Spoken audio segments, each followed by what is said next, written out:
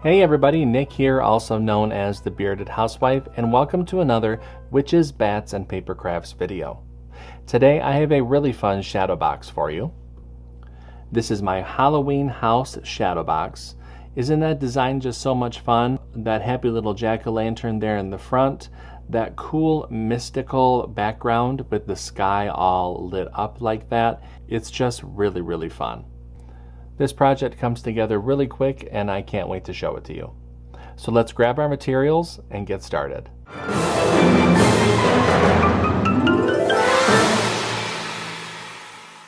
Step 1. Get the SVG cut file. This project was part of Witches, Bats, and Papercrafts 2023. If you'd like to purchase the individual cut file for this project, you can head to my shop at shop.thebeardedhousewife.com. This project is also available with the VIP Access Pass. With the VIP Access Pass, you get access to all 12 event files, plus bonus cut files, printable worksheets, and commercial licensing. For more information on the VIP Access Pass, you can head to thebeardedhousewife.com/WBPC 2023. I have both links listed in the video description. Step 2. Upload the design to CRICUT Design Space. New project open in CRICUT Design Space. We can go ahead and click Upload, Upload Image, and Browse. Find where we downloaded the file onto our computer and click Open and Upload. Highlight the image and click Add to Canvas. Step 3. Resize the design. And you can see that our project has been brought into our canvas. Now I have sized this design to fit within the inner dimensions of the shadow box that I'll be using. That is 6.5 by 6.5 inches. If you're using a larger shadow box or possibly putting this design on a card, you can go up to the sizing menu and change the size accordingly. One thing that I would suggest is to keep your proportions locked. That way you're not distorting the design at all. I'm going to go ahead and click Make It. And you can see the different mats for this project. Go ahead and click Continue. I'll be using a variety of medium cardstock for this project. I'll go ahead and get everything cut out and I'll see you when it's time to put everything together. Step 4. Cut out the design.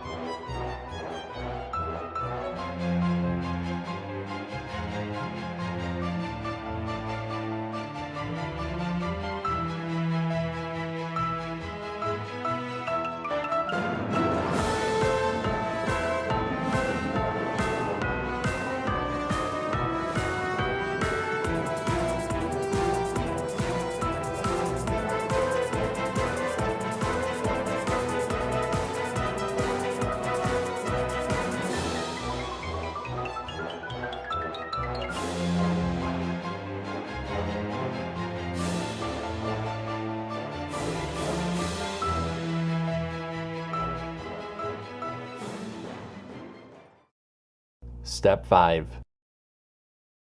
Assemble your project. Okay, so I have everything all cut out, so it's time to go ahead and start to assemble everything. I do have a layering guide within the download that will help visualize how to put everything together. But for a general overview, we're going to start from back to front, the light blue, darker blue, yellow, red, purple, green, orange, and black. You can put some foam squares in between if you prefer. I think that the only one that I would probably put foam squares on would be behind the yellow layer. That way the house and all the different pumpkins and everything are going to pop out from the sky layers. But for this project, I'm going to go ahead and just stack everything on top of each other. So let me go ahead and grab my shadow box. So I've already taken all the packaging off of my shadow box. I have put the little pins in the backing piece here to help push everything forward. And I'm just going to go ahead and start to layer everything inside the shadow box.